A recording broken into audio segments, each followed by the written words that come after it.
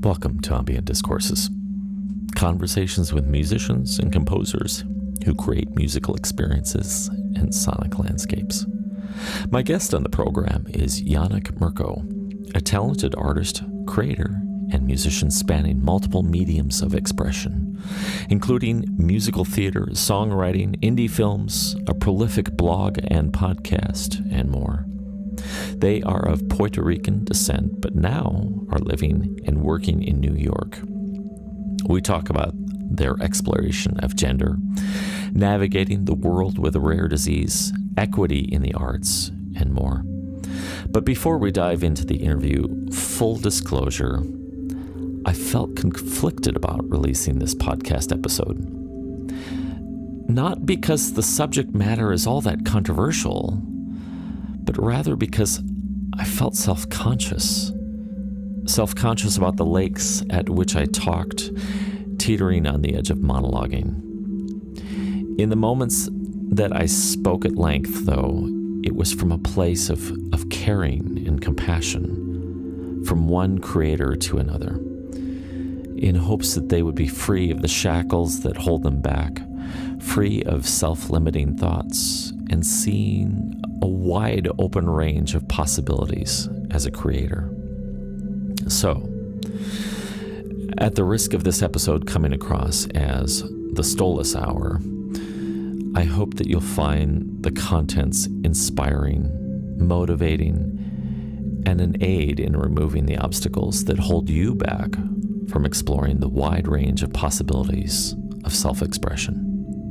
So, without further delay, please welcome my wonderful guest, Yannick Mirko.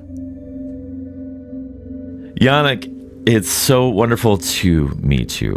And I first of all, I so much appreciate that out of the blue you submitted your piece to us. And that was, help me out with the title, I'd Rather Be in Space, right? That's the one.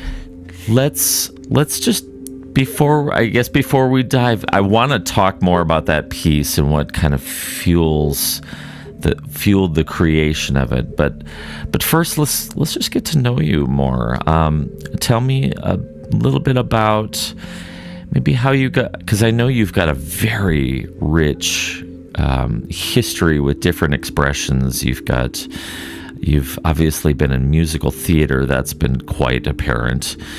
You've written and composed your own songs. You've got a prolific expression through your blog, plus you have your own podcast and have been keeping us up to date, of course, on the countdown to rare disease days and giving us a much fonder appreciation for that. But let's step back. How did you start falling into all of this, these various forms of expression? First, thanks so much for having me, and thanks for appreciating that I reached out. It always feels like shooting the dark, like am I going to be received well, or am I a nuisance spam email for this person? So I'm really glad it turned out this way. That's great. I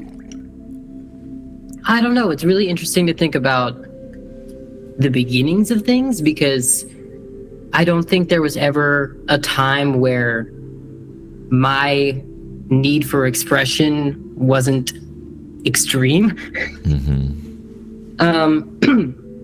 Not to call myself a dramatic person by any means, but at the same time, you alluded to musical theater. So there was definitely, it's a lot. And so, I guess to put it short, I was in a situation growing up that wasn't the best for me.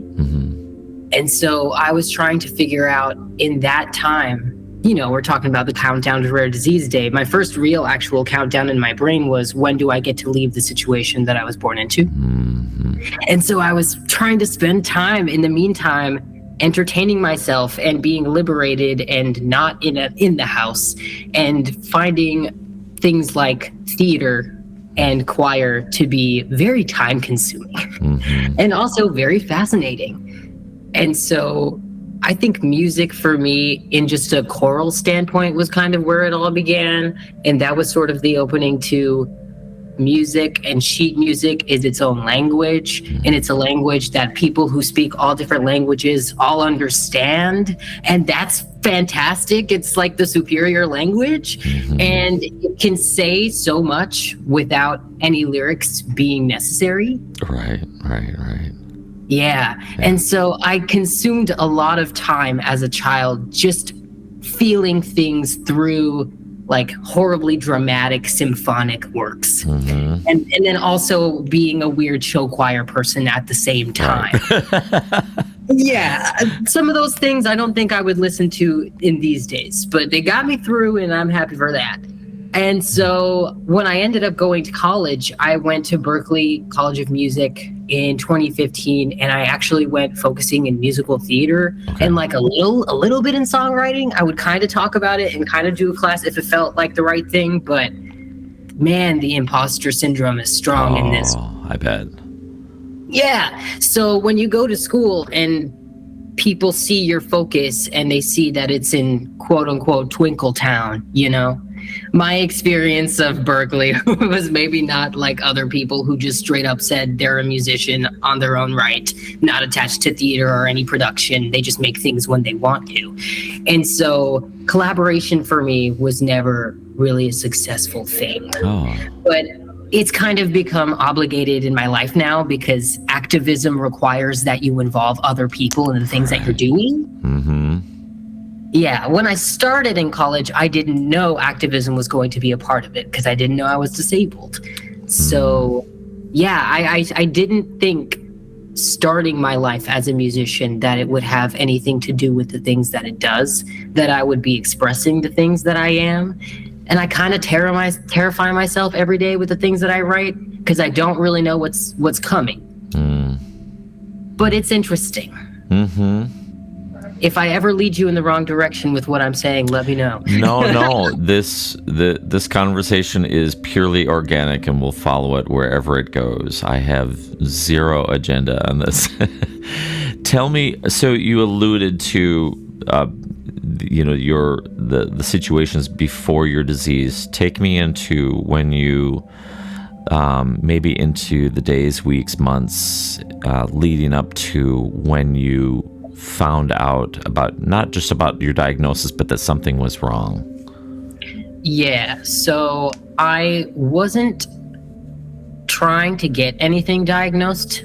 I always had the symptoms of the issue. The issue was always there. Okay. But my environment growing up was not conducive to feeling like you could talk about healthcare and navigate those sort of things in a way that could be beneficial to you. Right. So I didn't know there was anything wrong. And for context, I am two-spirit individual.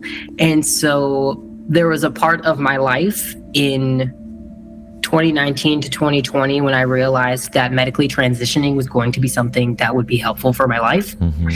And it was in pursuit of a surgery that I found out that I couldn't have the surgery. And it was actually 10 minutes before the procedure was supposed to happen, and there was tons of medical neglect. And I didn't know what was wrong. I just knew that I would bleed to death if I tried to have surgery. So I have to go find something out. So if I can pause for a moment just to make sure that I can bring all of the listeners up on board with the same vocabulary, can you please elaborate on the two-spirit individuals? So just so I make sure that everyone understands. Of course. Thanks for asking. I think there definitely are ways to describe it in a way that could speak for a larger population. I tend to get terrified to speak on behalf of a community, so I'm going to speak on my experience of it. Yeah, absolutely. And that's all I could ever ask for. Cool. So it's a term that I'm new to identifying with, and that's because I understand it to be something that is connected to my culture as a native Taino from the West Indies, Puerto Rico. So I have that in my blood, and that opens the door to me having an understanding of myself within the two-spirit space. Prior to that, I said I was non-binary, which they are not the same, but essentially for me, I don't necessarily identify with the boy side of things or the girl side of things. And to take it a step further, I don't necessarily think in those boxes to begin with. Okay. Yeah, very loosey-goosey in the mind. Right. Just doing what I gotta do to be okay. Yeah.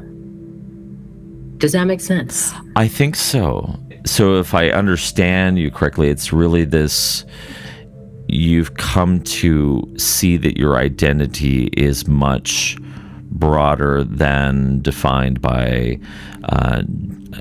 gender, even on a spectrum, but that your identity is even beyond that. Like I'm thinking of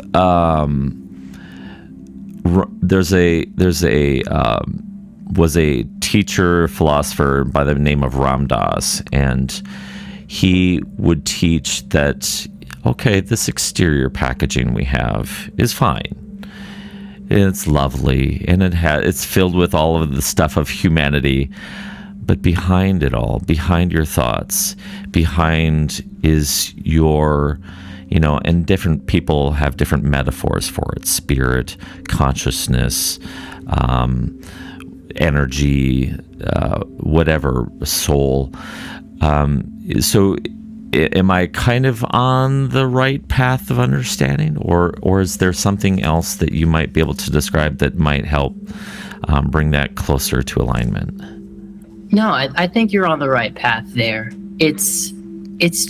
I have a very heightened awareness of the way that gender is perceived in today's society and how manufactured it is historically. And I don't jive with it. And that's okay. And it's on a very, very deep level. And I, for a while, felt uncomfortable about it.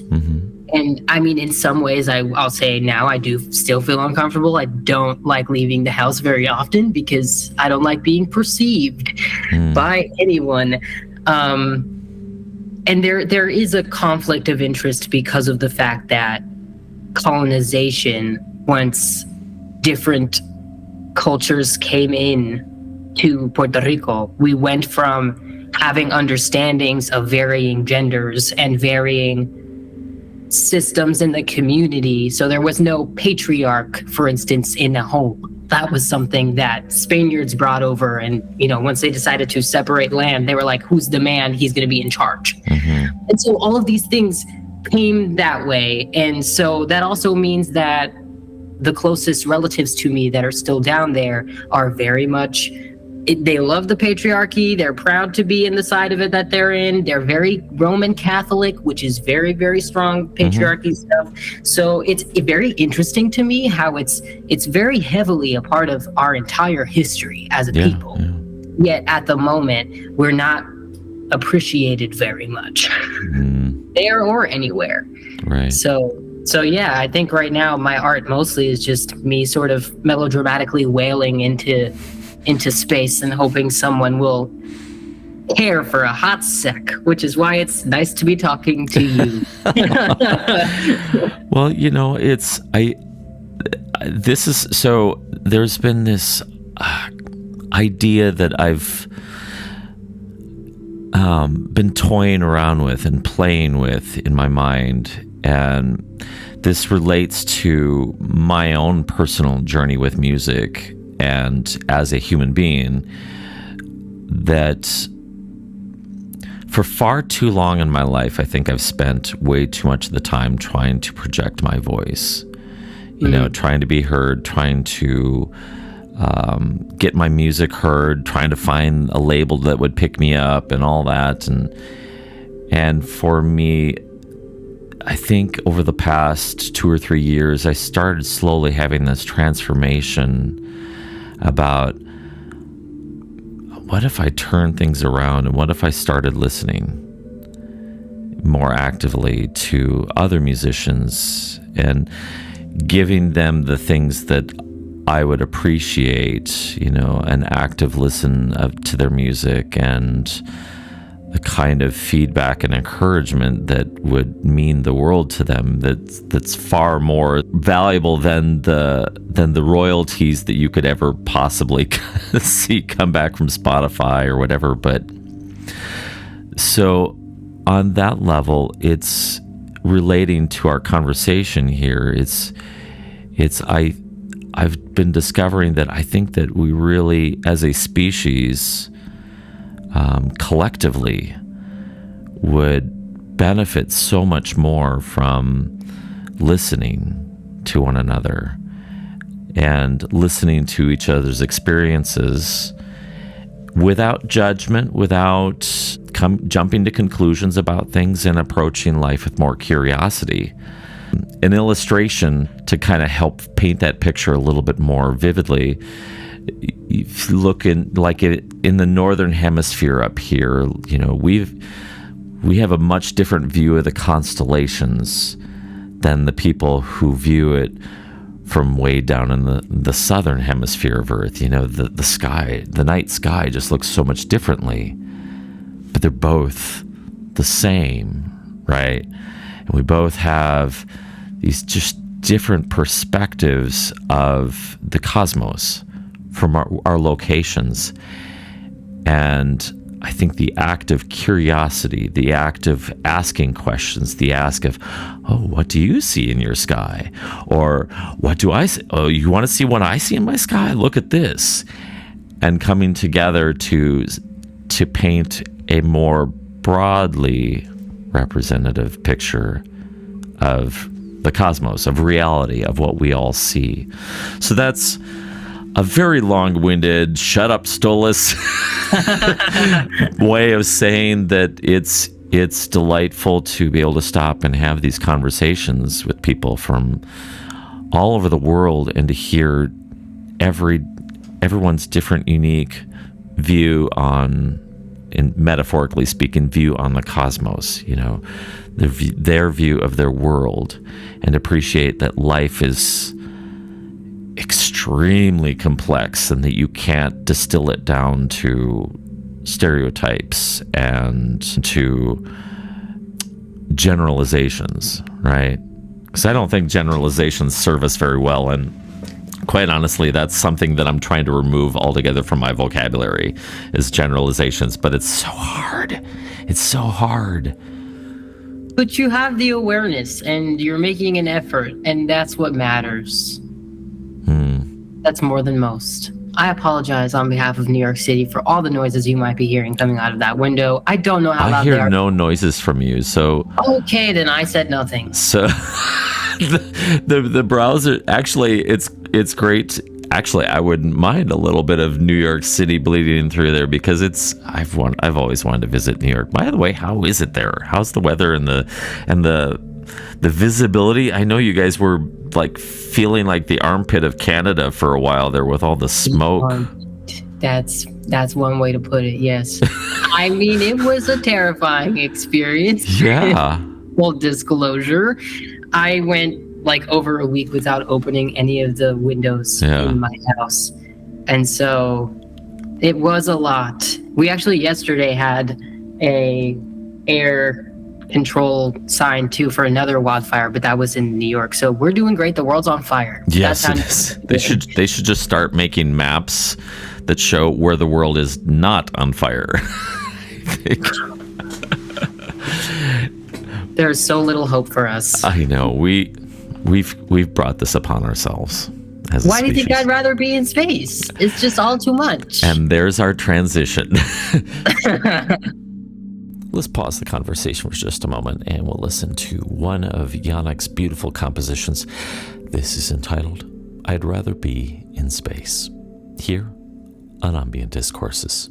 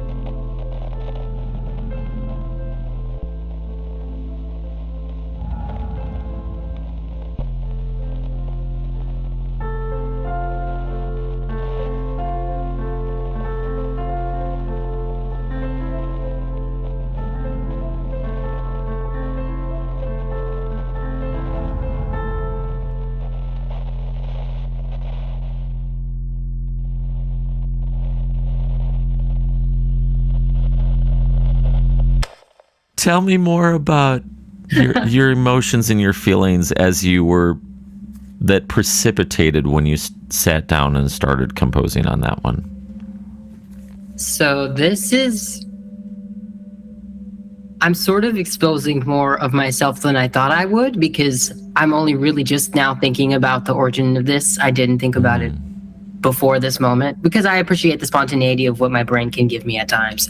And so I'm reflecting at the moment on the feeling that I had initially when sitting at the piano to start that, which was, you're not a pianist, what are you doing? Mm-hmm. And so it was this weird time. By then I was already diagnosed, but I was still in between the diagnosis and a plan for surgery. So I was still kind of in the middle of nowhere in terms of medical things. Right. And it wasn't nice. And when you're someone who has a disease that nobody knows what you're talking about when you bring it up, mm-hmm. and it's hard to legitimize your experience to doctors and that sort of thing, you can compile that experience with any phobias or isms I experience as a marginalized individual in my regular life, and the imposter syndrome that was happening to me when I was sitting at the piano, and all those things kind of collected to the thought of, I would rather be in space right now. Mm-hmm. Because none of these things exist out there. These are all just worldly constructs that are freaking me out for no reason. Granted, I would still be disabled in space, but I haven't thought that far ahead. At that moment of writing, I really was just like, how can I get out of here as quickly as I can? And then it became the piano part, which then became...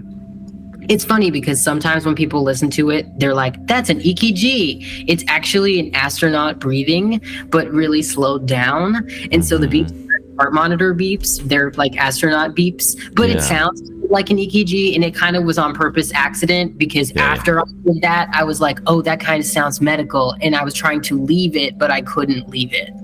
It kind of followed me out to space in a way. Yeah. It's weird. It's a weird piece. It's 3 minutes and 14 seconds long because pi, eternity, infinity. Yep. And so I'm a basket case. But no, you're not a basket case. Sorry to be prescriptive here, but you need to remove that from your vocabulary. Stop saying that about yourself, because that to me shows a sign of brilliance and intelligence and thoughtfulness. You put the small little minute detail of making the song 3.14 seconds to represent eternity and space in itself is this vast feeling of eternalness and openness. So give yourself some credit. I'm serious. I am absolutely serious about this. I think that we, as humans, we tend to look upon our exterior or our circumstances or our diagnosis, and that sometimes I think that we, and maybe this is just an opinion, but I think that sometimes we place too much of our identity on the external packaging. And your real identity is behind all that where the beautiful expression of your consciousness, of your intellect, your ability to create and express, that's a manifestation of the cosmos. So in that way, you are space. You are a manifestation of the universe. So when you're creating, you're an expression of, to use another metaphor, the Big Bang. You are a continuation of that expanse of the universe. So give yourself credit and see your expressions as a continuation of that Big Bang, of the expanse of the cosmos, of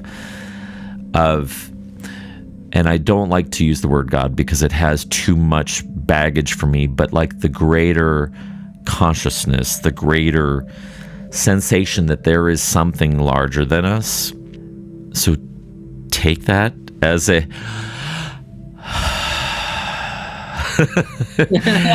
and just take comfort in the fact that you are more than that, and you don't have to adopt the identity that other people have for you on yourself, or even the feelings of inadequacy, or whatever the negative feelings that kind of, don't hold that onto that stuff. That's not for you. That's not for you to hold on to. That was so incredibly mindful. This is such a great experience so far. Wow. I'm very humbled. No, seriously, because I mean, in full disclosure, any person that I meet ever, I don't give them a lot of grace. Initially, I'm just very terrified and expecting the absolute worst. Yes. I understand. That's usually what happens. And so, yeah, just you meeting me where I'm at and having compassion for it and seeing that it is potentially in the way of what could be is something I really, really appreciate. I agree. I think it's dumb, and I shouldn't feel that way or speak to myself that way. But in reality, what I'm doing is sort of, I am now a parent, and I just probably want a cracker. I just feed back to myself all the things that so many people have said to me before. And so I'm on my journey and I'm learning that. And part of it, honestly, is feeling adequate as a musician outside of the theater space. So this conversation for me is incredibly daunting, because you're not asking me about a character I played. You are asking about me and the things that I wrote to express myself and my dilemmas. So there's no hiding behind any set or character or any of those things. And I would love to be in a place where I appreciate who I am and the things that I make. It's a very uphill battle, and it's very, and that's not very good for wheelchairs. So I'm just, I know. I understand. Some slack. I'm self-aware. I'm on my way. Absolutely. That journey it's a long journey, and it never stops. But to encourage you, though, keep going, keep working at it, and pick, be willing to, be introspective and go, all right. Yeah, that thought right there, I know I'm not that thought, and I inherited that from faulty programming, from family upbringing, from the society.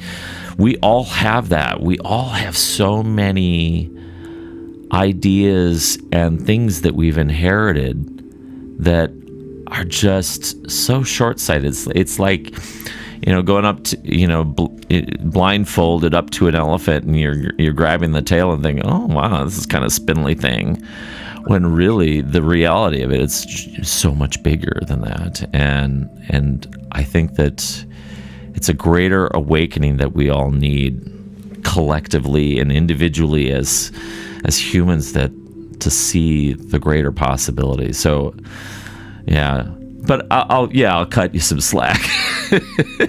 I appreciate it. I don't know if I'm allowed to ask you questions. Yes, you are. You are. So going back to the whole rarely talking about myself in a musician-only sense, I guess I'm curious as to why you didn't hate the piece. Because I don't really ever talk to other, musicians, much less people in an ambient space whatsoever. So I have no idea what your ears are used to and how random it was, or, any of those things. If you're willing to share totally. This is not the first time where someone has pulled like this jujitsu move and turned the tables. So honestly, there was nothing that I hated about it. I loved it, because one of the things that I look for in good ambient music is, can you take me someplace? Can you take me into a sonic space that gives me the opportunity for my imagination to start painting a picture? And that picture is going to be unique for every listener, right? Everyone brings their own history, their own experience to music. None of us hear music the same way. You and I can listen to the same song, and even though it's sonically the same, we all bring to that our own baggage, our own good stuff, our history, our hopes and dreams, our pain, our suffering. And so we hear things differently. But I've been working on trying to be a much more sympathetic listener and trying to reduce the amount of judgment I bring to pieces. Because, I have my judgy moments too. I'm going to lay that right on the table too, where, there's been pieces I hear and go, oh my God, that was garbage. But I also recognize too that how shallow it is to approach creation that way. Someone's creation, go, oh my God, that was garbage. Because what making a statement like that or a judgment like that implies is that you haven't spent enough time listening, and you haven't spent enough time trying to observe where that musician's at and where they're coming from. And full disclosure, to be able to do that requires significant effort. And I'm going to balance all that with the reality of the way things are today. And I'll get to, this is a long about answer to get to why I liked your piece. But on the reality too is that because of the commodification of music, because that it's just something that's become free to pass the time. That's how music has evolved to this point. And the average listener, probably 85-90% of the people listening to music out there, maybe not that high, are listening purely for themselves. They're listening for something that matches their mood or helps in their moment, to get through the day at work or whatever it is. So it's very shallow listening, and there's nothing wrong with that, because I do it too. Throw on some background music while I go out and clean the garage or do unpleasant tasks. But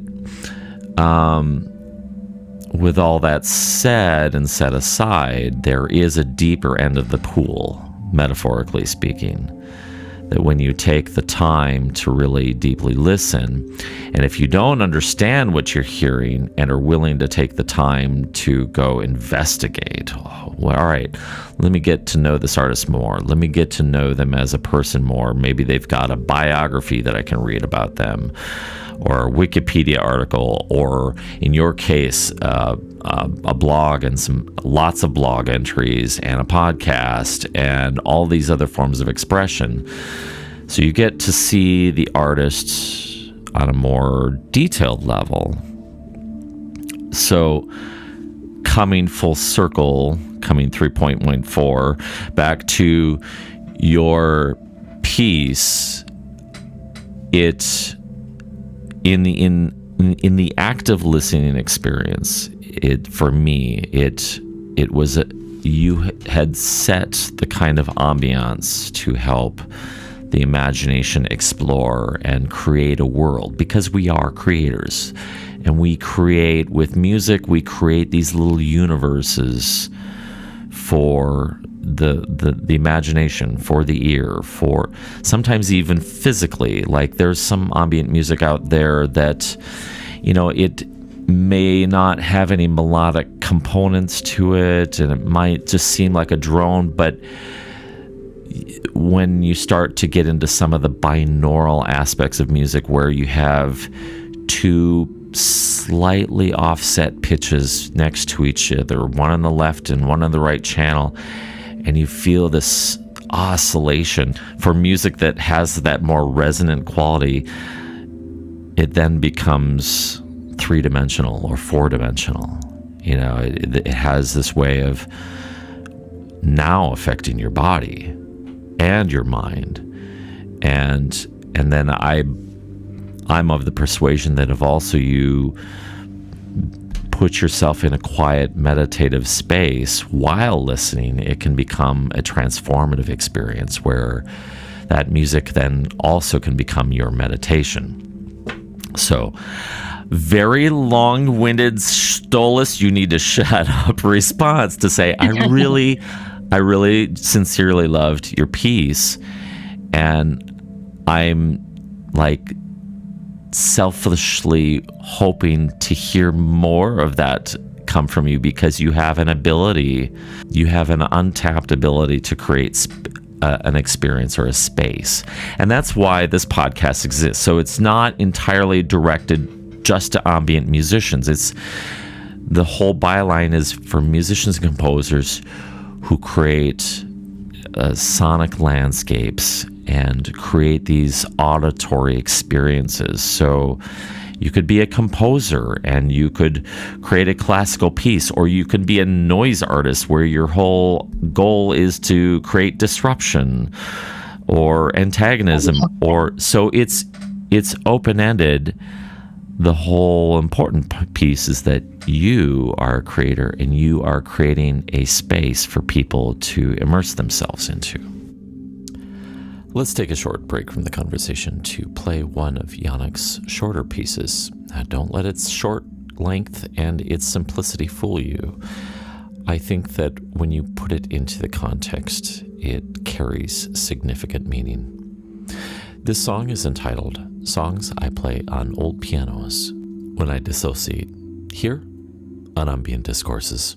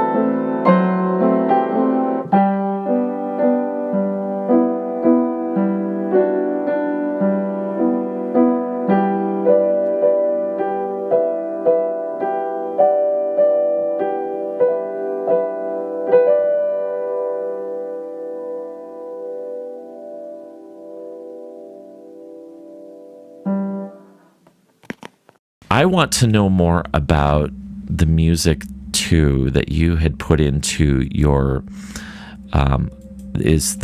you entitled it Rare Disease Day, music from, I believe is I can't see the music from the documentary. Yeah, the title was getting cut off from me. Yeah, I sent you one. Opus 25. Yes.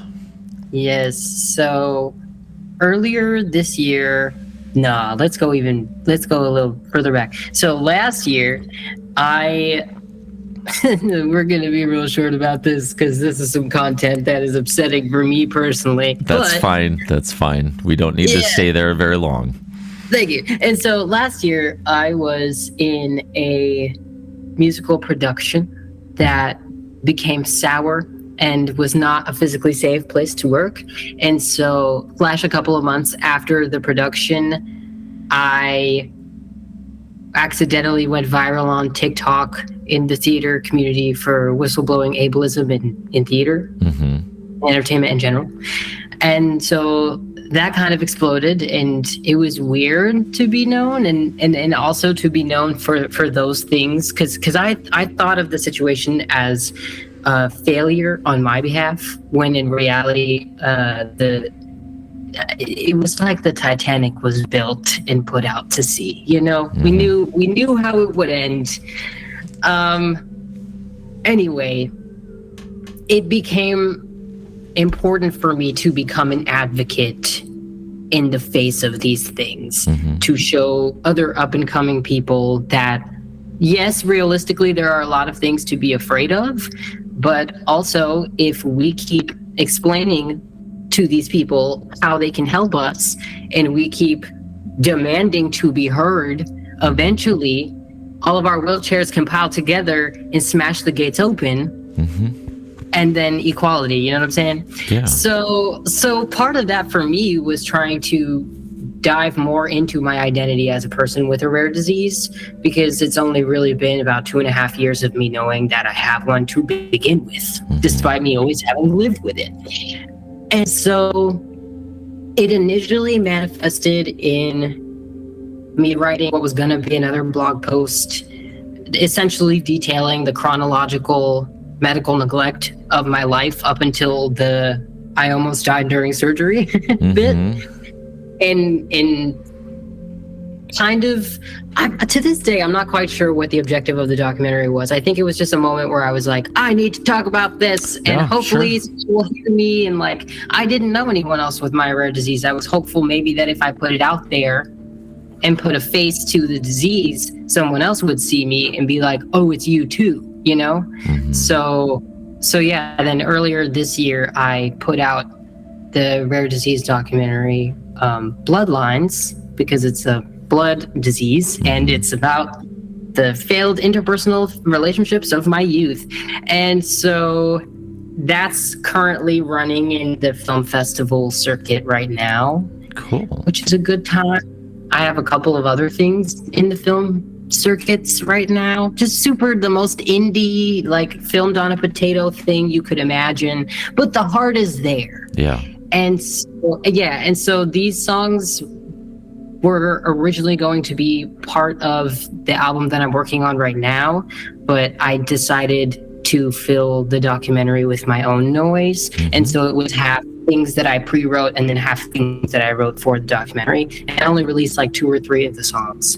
And the opuses are things that were either written in that year of my life or based off of something in that year of my life. So there's like an Opus 17, I think, for when I was 17. So Opus 25 represents my 25th year and how I'm feeling right now. It's not that nice of a sound, but it is what it is. Yeah.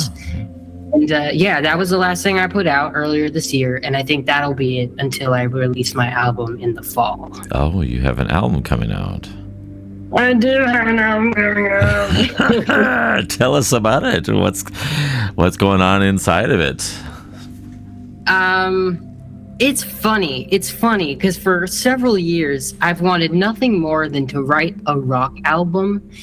The kind with lyrics where you sing and stuff. And so there's one song that I have out that is rock, and it's Spanish, and it's very aggressive. I've heard it. And it's yeah. Oh, you did. I'm so sorry for your loss. And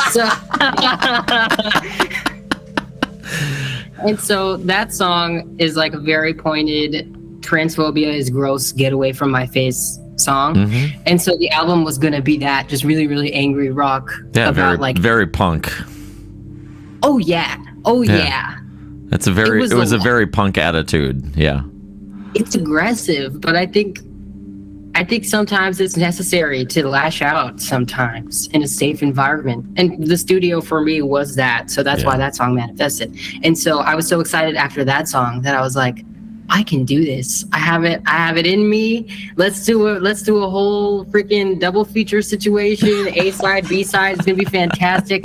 And then everything last year happened, and it is hard to say where the lyricism stopped and the like neoclassical moody instrumental stuff began. There was definitely a period of overlap, but it's been interesting. So I don't think you're actually going to get very much vocal in this album. There is one, I will say, it starts off with a Beach Boys a cappella cover, but that's about it. Mm-hmm. That's literally about it. And then everything after it is like I'd rather be in space times a million. We go visit other planets. I'm doing my version of the planets. Oh man. So yeah, it's interesting. I'm testing myself in how willing I'm allowing myself to have fun in the writing capacity.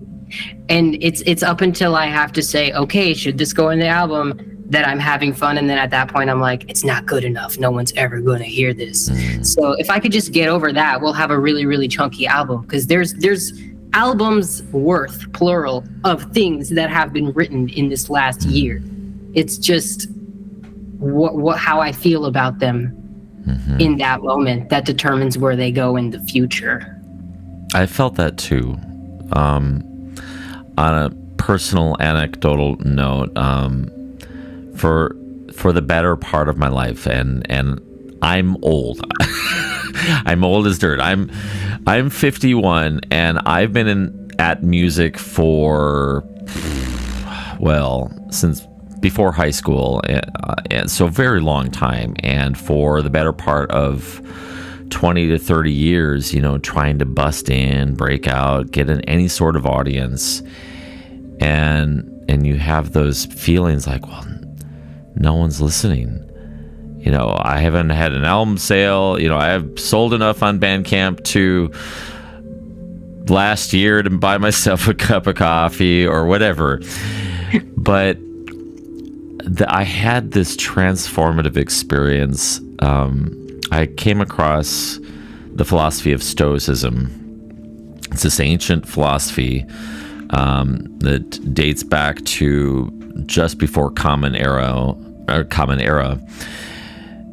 And one of the main tenets of the philosophy is understanding clearly what is in your control versus what is not in your control. And the things that are in your control, that's where you spend your energy, your passion, your time in, because you can do something about that.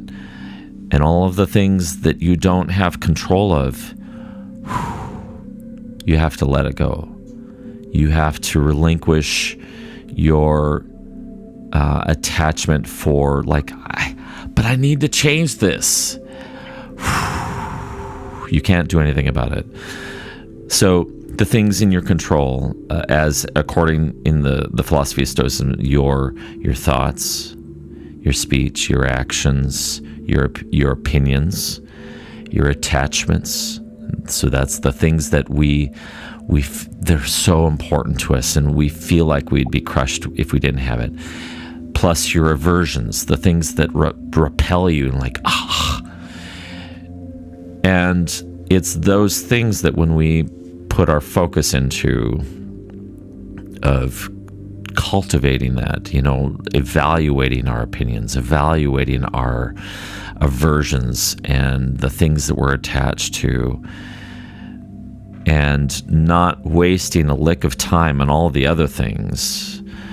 So personalizing this now into the music industry, there's only a few things that I have in my control. I can more or less control how much of my time I spend practicing or working on my craft. I can control what I practice, what I do work on. I can control doing my very best. You're starting to see the picture here is that, and I can create music because it brings me joy, I think, but that becomes the world. That becomes your universe that you focus your energy in. Now, flipping the tables, all the things that I don't have control over. I don't have control over sales. I can't control over whether or not people are going to like my music. I can't control how many people are going to show up to that one show that I put myself out for. I can't control the record labels. I can't control the general taste of the population. So I had this moment where I realized I've spent way too much of my life worrying about things I can't do anything about. And so I started thinking, all right, if I'm going to do this, if I'm going to keep making music, because I almost hung it up. I was really close to just selling all my guitars, all of my gear, throwing it all away, because I was frustrated that, I was getting only a handful of likes on Facebook, on Twitter and Instagram, and feeling like nobody cares. And it was the little jujitsu move of stoicism in my life that, like, no, Mr. Stolace, you're focusing on the wrong things. So it was this change of, all right, I'm going to start making music for myself. I'm going to start expressing myself, and it doesn't matter to me who hears it. It's because I need to do this. I need to create because I am a creator. And the reward is no longer how many people are going to like it, subscribe, do all the things, or how many sales I get, or how not famous I end up really becoming. But the reward becomes the process of creating, because you get to express yourself, and you get to wake up every day and go, all right, what am I going to make today? And it doesn't matter if it's seen. Like, you look at a beautiful rose. The rose doesn't go, oh, I wonder who's going to love me today. But the rose just is the rose, and it is itself beauty, and its expression of beauty. It doesn't need an audience.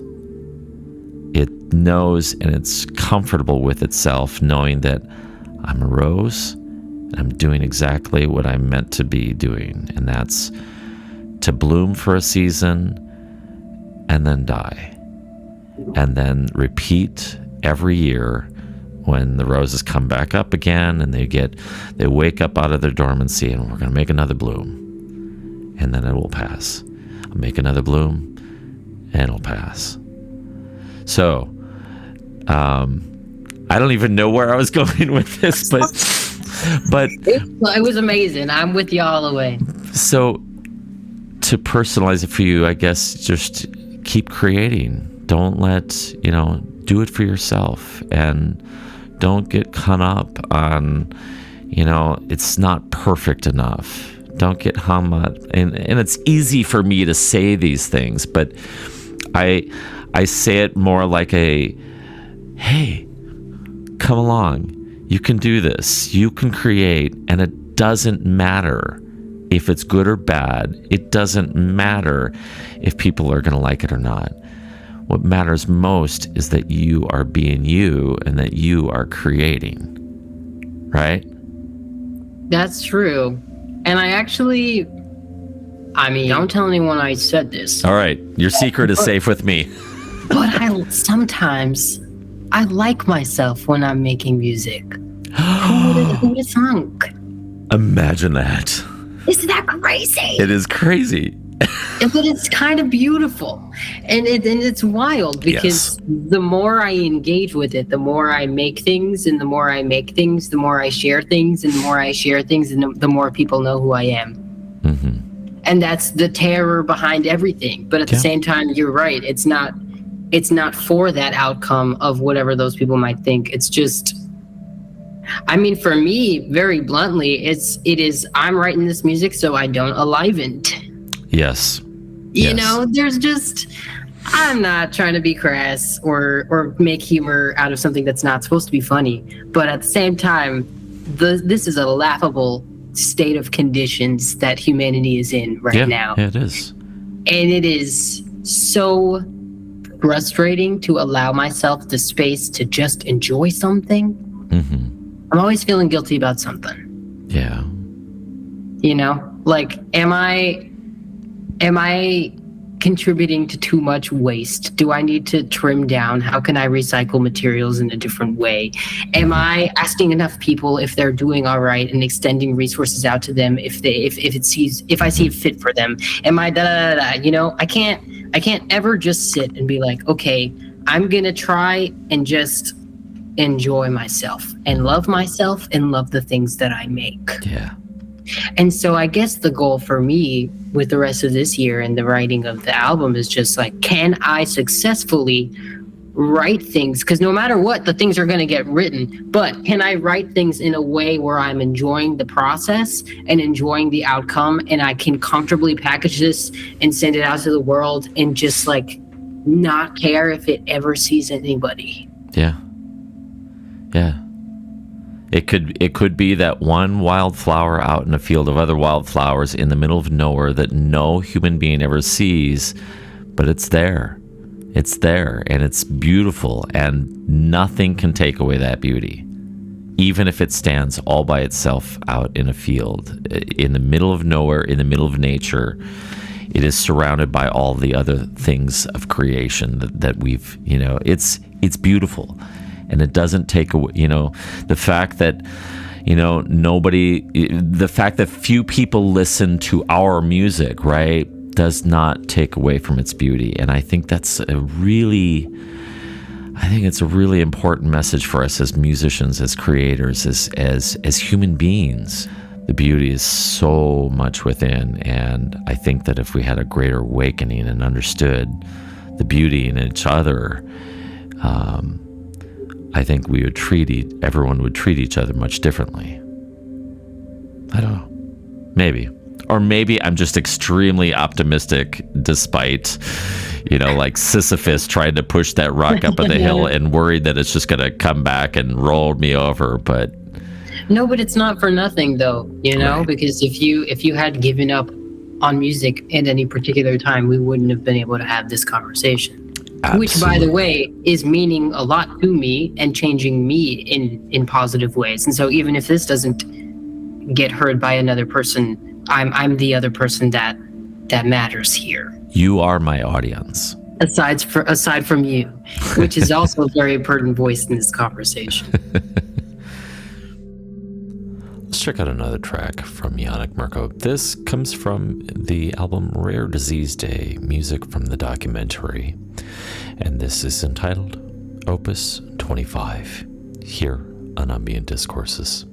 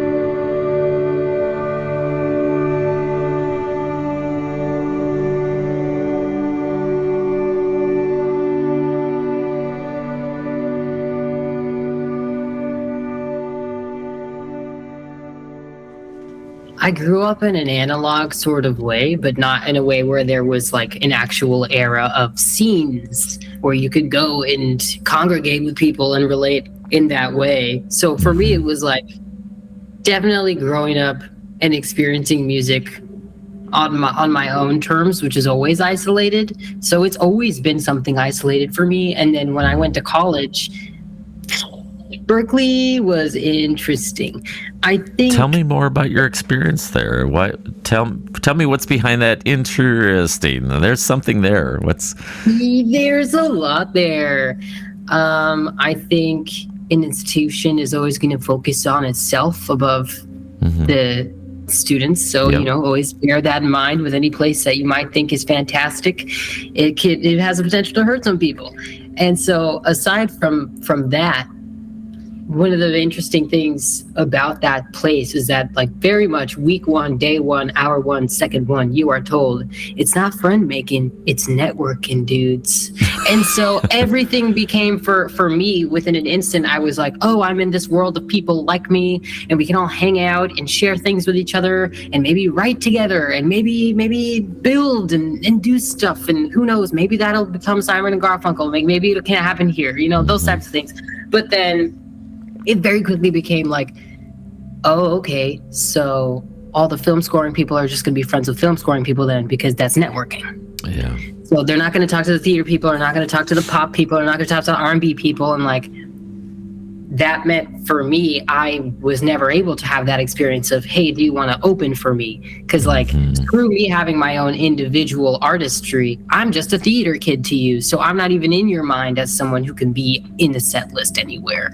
And so, man, I wish if I could time travel, it would be to some dingy, sticky garage scene in the 70s, as you mentioned.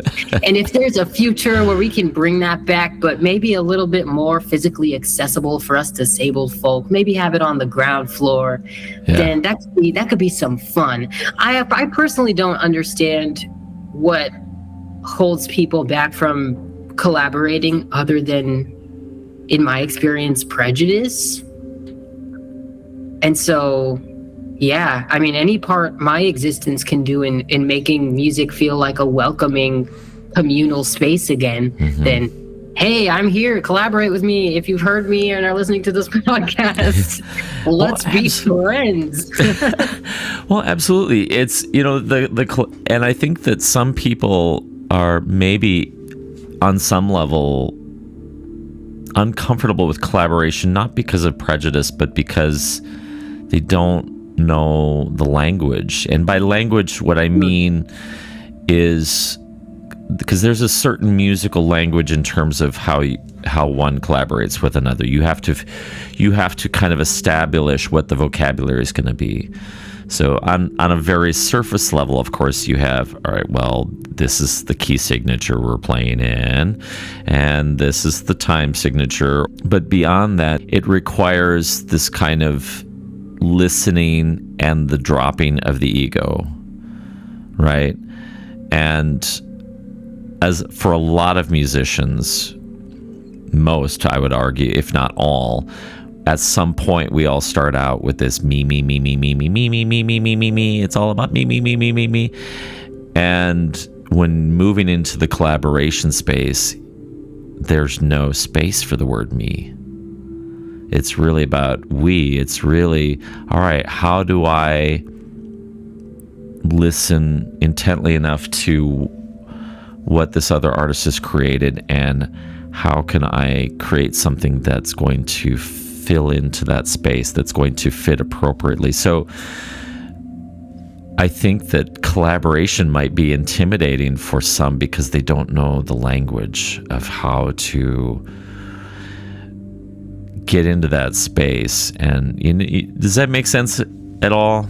No, it does. I mean, this rang true when I was at Berklee, and I think it still rings true today. I often feel like the dumbest person in the room if I'm ever in a room full of musicians that like are professional in any capacity.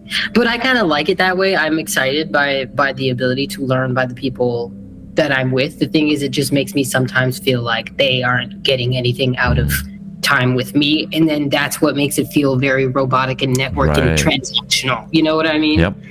Like, there's definitely a way to collaborate without knowing what you're talking about. Yes.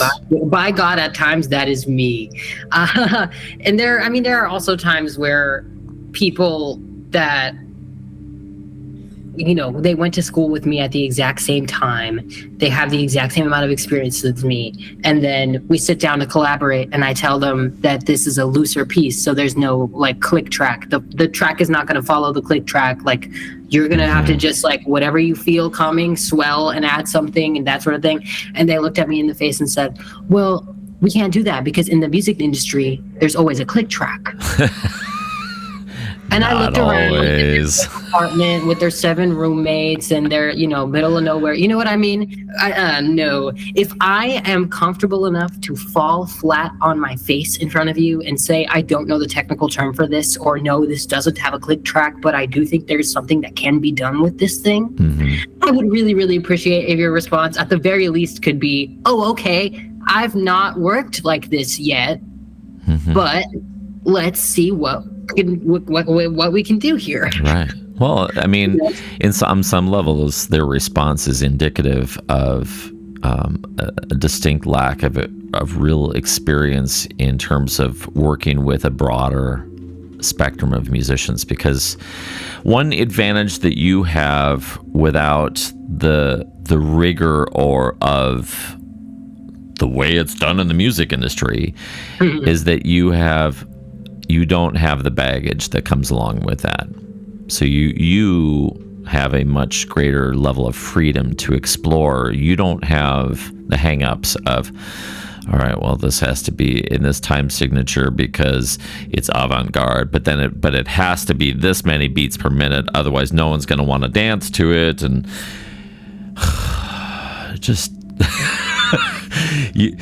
those things are great. There is a place for all of that, right? But it is not the gospel. It is not the definitive way to create music. I mean, you spend any amount of time on Bandcamp and explore the depths of the genres. It's so wide open. There are no limitations. And while some limitations are great for inciting creativity, like some of us now and then will place artificial limitations on us or constructural limitations on us to say, all right, this is the parameter that we're going to work within. Now go within that space. See what you can do within that space. Like my earlier days of my music, I had a physical limitation. I had a physical space that was 6 foot by 6 foot, and that was it, because I lived in this really small house, and that was the only space that I had available to me to make music, because I wasn't in a band at the time, and I didn't have access to rehearsal space, didn't have the money for it. But so within that space, I decided, all right, this is going to function as my creative limit, right? So I can use my acoustic guitar. I don't have drums, but I can use this tennis ball on the face of the acoustic guitar. And I've got a tin basket. If I turn it upside down and use some brushes, I can make this kind of hi-hat thing. So you see where I'm going, is that you use the limitations in front of you to go, all right, what can we do with this? And so to some extent, so I see you with the wide open possibilities of, without the trappings of it has to be this way or it has to be this way. We've taken the beauty of art. We've taken the beauty of self-expression, and and by art I mean pausing to observe life, to observe ourselves, to observe others, to observe the universe, the cosmos, to internalize that, and then to respond. That's art, and we've made it this commodity where the likes become more important, or the albums, the unit sales become more important. And what you're doing is the purest form of art, is you are making observations about the world, observations about yourself. You're meditating on these things, you're internalizing them, you're processing them, you're working through the hard stuff, and then you're responding. And that's art. So Berklee snobs that don't want to work with you, well, pardon the language, but them. It's all right. I've learned to have compassion for every version of a life on this earth. And mostly because, I've endured so much in my own journey, and I can sit and be a victim my whole life, or I can sit and try my best to understand what happened, if there is a way to understand, and just sort of carry on. And so that's how I felt really about that whole college experience. I mean, also especially considering, and you don't know this, but let's add this element in now to maybe understand why it was so difficult for me. I was not out as queer at the time of being in school either. So you're processing through like, gosh, I really feel this way, but I can't disclose that. People are going to think differently, right? Well, it's kind of fascinating because I don't even think I personally knew what was going on at the time either. Okay. I was sort of in these weird delusions of grandeur of like, yes, I am being good at what everybody told me to do. I'm following all of these things that you people said. And so when I started school, I was in this version of myself that right now, I'm spending a lot of time just, if I could go back, I'd be like, why? Why? You're out of that place. You are finally by yourself. Why is now not the time for you to self-actualize? But I can't really regret the things that have happened, Yeah. And so... And you can't change it either. No, and I can't change it either. I can't change the fact that I was on stage singing in a register that I don't like singing in now. And that's how people knew me then, and that can also sort of amount to my discomfort in like trying to enter whatever physical music scenes are left in New York City. I mean, granted, COVID has still been very scary. And for people that are disabled and immunocompromised, we still need to be mindful about, large settings and the precautions we're taking in those spaces. So I still feel weird about like gigging or doing any of those things. But another added element is that of like, people might recognize me, but they might not know who I am really.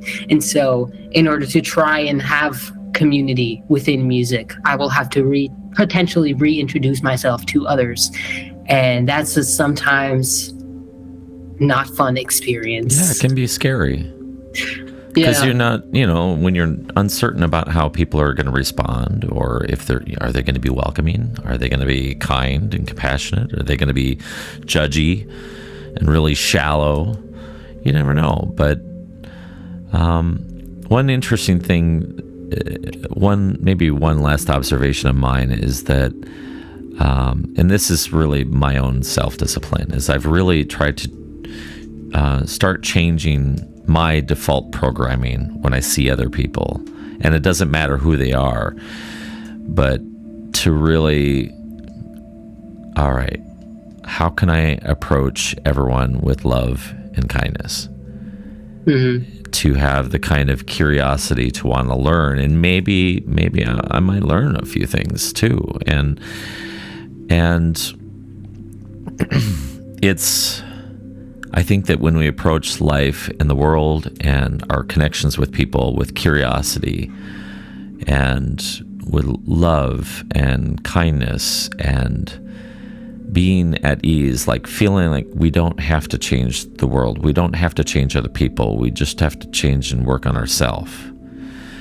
And I think that, I don't know, yeah, I really hope that, for you, that you continue to, I don't know, that you find peace and like strength in who you are, and that as you meet people, I think everyone needs just as much compassion as we need ourselves, right? I've noticed that part of my discipline is I meditate a lot. I meditate several times a day, and that's really my discipline to try and keep myself even keel. Otherwise I go off the rails, and then I'm like, yeah, I don't like that part of me. But I've noticed though that when I really set out and put my energy and my force into, all right, how can I be loving and kind in in this moment, in this situation. So it started to really trickle out and affect how I say hi to people when I'm like out walking my dog or coming across people. And it's very disarming when someone approaches you with just life in their eyes and their good morning, and you feel like they're staring right into your soul and wishing for you the best morning that you've ever had, just in the simple act of good morning. So nice to see you. How's your day? So I don't know where I was going with that. I don't know. But yeah. Oh, in empathy and understanding that, yeah. So I understand, how difficult, at least on some level, the worrying about the judginess of other people and worrying about how you're going to be received. But I don't know. I think when you approach others with that love and curiosity that we desire, that to someone to know you, and by know I really mean just like, yeah, I think I understand now, the real deep empathy, and it's disarming. So even the people that I think that are probably even the most difficult, the people that you even worry about most, yeah, they'll probably be a tool most of their life. But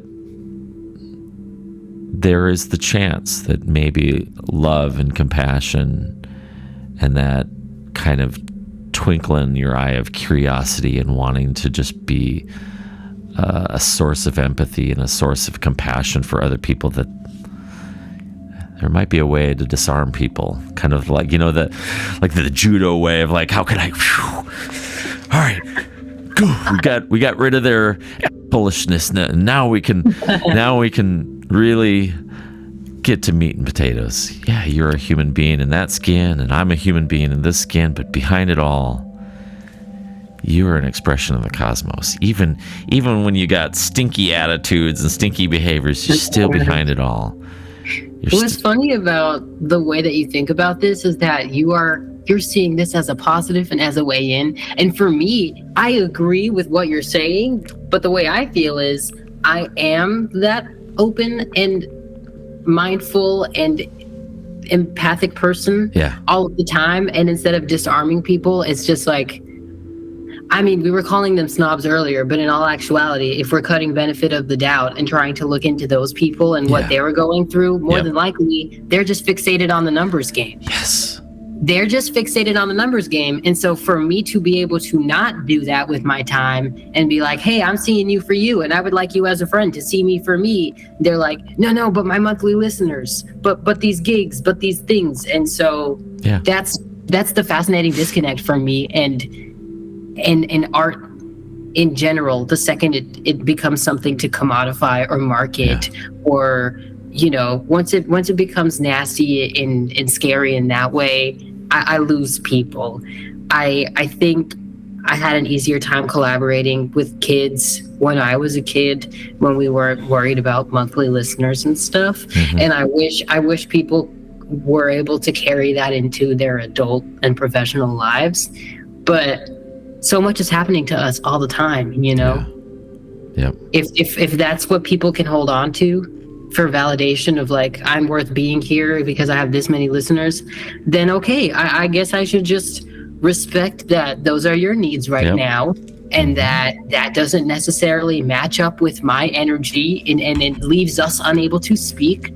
But I have respect for you, and I think you're great. Let's check out one more track, shall we, from Yannick Mirko. This is also from his documentary Rare Disease Day. This is Opus 17, Patience, by Yannick Mirko, here on Ambient Discourses.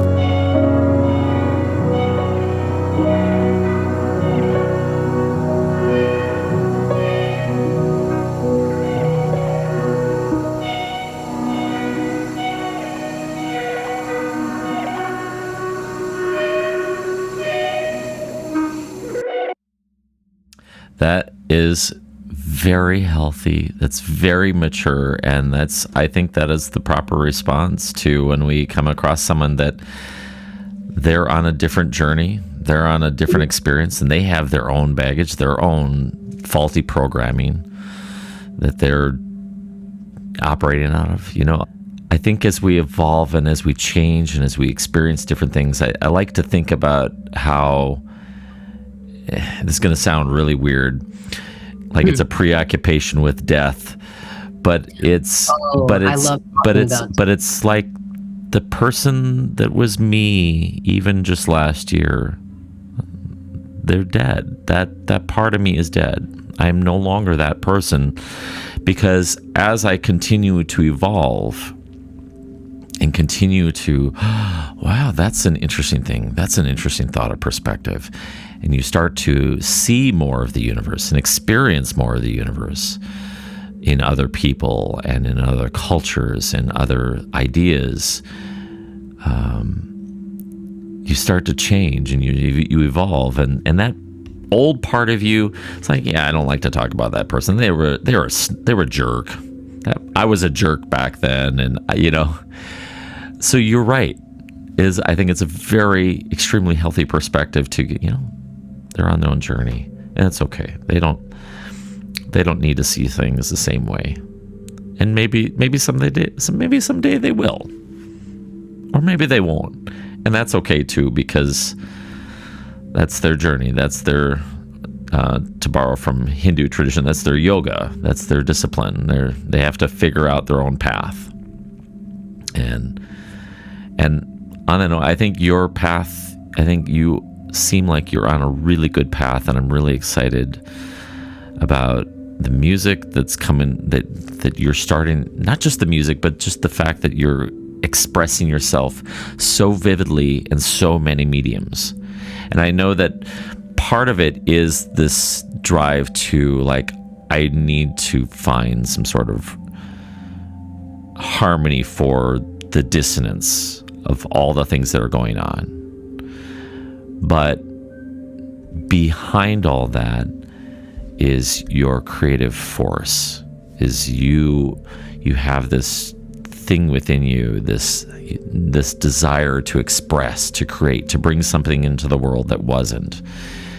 And I just want to applaud you on that and to encourage you to keep going, no matter how difficult the road gets, no matter how few the Spotify listeners, no matter what.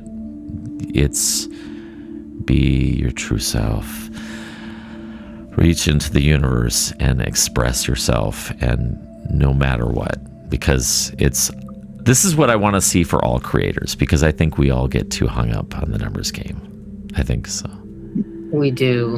And it's to our own detriment, I believe. I think that the world would be a much more, I don't want to say beautiful, but because it's overused, but I think the world would be a much more vivid and imaginative space if we all saw ourselves as creators, but not content creators, not feeding the machine, not trying to go viral on this or that, but to see ourselves deep down that we are like this miniature Big Bang, all happening over the course of our life, continuing to change, evolve, and create new things that come from within us. And so, to wrap up the interview, I want the best for you, and I want you to just really realize your potential and to see the creativity in you, and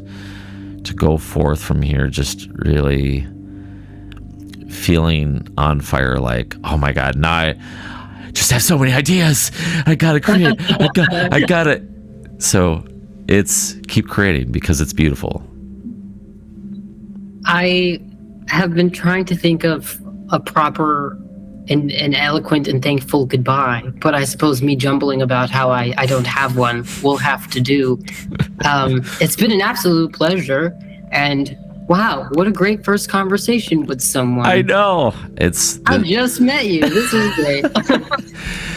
These are the conversations that I've been having it's these fantastic first conversations that, I just hope that the universe blesses me with the physical and the ability and the means to be able to follow up with all these amazing people that I meet, to have second and third and fourth and fifth conversations, and to continue to build community out of nothing and make something out of it. And to see, I just want to see other people completely enriched, and their shackles, whatever creative things that are blocking their creativity, blocking their expressions, blocking their comfort with who they are and being in their own skin, just to see all that removed, and to have the kind of freedom to go, man, now I feel like I can just really create now from a space of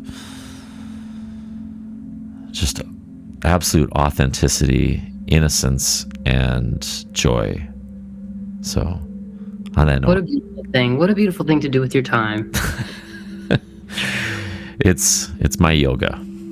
It's my yoga. So, thank you so much, Yannick, for your time. By the way, that I still really, really, really, really, really love the "I'd Rather Be in Space." It's just such a nice piece. It's just so beautiful and lovely. So, thank you. Keep it up.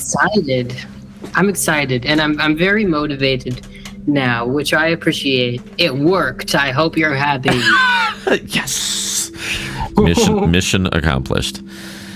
Well, cool. I'm going to let you go. I want to be respectful for your time, but thank you so much for taking time with me to have a conversation, and I hope that it was edifying for you as much as it was for me, because to be honest, I get a lot out of these conversations, and it's not from me hearing myself talk, because it's from getting a chance to meet people from widely different backgrounds that have widely different perspectives, and to approach everyone with curiosity, because I want to grow. I want to be a better version of myself today than I was yesterday. And part of that comes from this yoga or discipline of, all right, I'm going to go meet someone that I've never met before. By the way, 2 years ago, this would have been an absolutely terrifying experience for me. Why? What part of me scares you? No, not you. The idea of me reaching out and talking to a complete stranger. Oh. And part of it kind of helps with it's packaged in a podcast and gets used, but underneath it all is this experience of, I'm going to put myself in a very vulnerable situation, and I'm going to meet someone for the first time, and I'm going to do my best to carry on a conversation that lasts an hour and a half. Years ago, that would have been the most terrifying thing for me. And sometimes it still is a tiny bit. Like once in a while I have a guest where I'm like, where it's labor to get any sort of conversations stirred up. And the conversation then becomes very transactional. I mean, you can tell those moments, but working very hard to build my empathy skills and build my listening skills and being more curious about the world. And I feel like I've grown like 1,000,000 miles from doing this. So this is why I don't care, if no one ever listens to the podcast, and I have, 20 people that kind of listen for 3 minutes and they go, yeah, all right, I'm moving on. Man, it's the enriching experience of being able to meet people like you that help me to become a better person just by the act of listening. So thank you for the time. And thank you for wanting to listen to people. But yeah, I'm on the brink of some serious nihilism right now, and I feel that there is no hope in humanity. So little things like hearing from people like you are helping me not sink totally into that. I know. So I really appreciate hearing from you. It really means a lot. Good. It means a lot to me too, because I get there too. I have those days where I'm just like, God, humanity is just a pile of garbage. Wah! But I gotta remember, it's not the packaging that matters. It's what's behind it all. Yeah, the external looks really terrible at times, very disheartening at times, but behind it all, that's where the kernel of awesomeness comes from. The kernel of awesomeness. the spark of our consciousness. So, on that note, have yourself a fantastic weekend. Thank you again for taking time with me. So you as well. Thanks so much. All right, take care, Yannick. It's nice to see you. Awesome. My thanks to Yannick Mirko for the delightful conversation. I just hope that I didn't prattle on too much. But you can find more wonderful expressions from Yannick out at their website, yannickmirko.com. That's YANNICKMIRKO.com. Thank you so much for listening to Ambient Discourses, conversations with musicians and composers who create musical experiences and sonic landscapes. Bye now.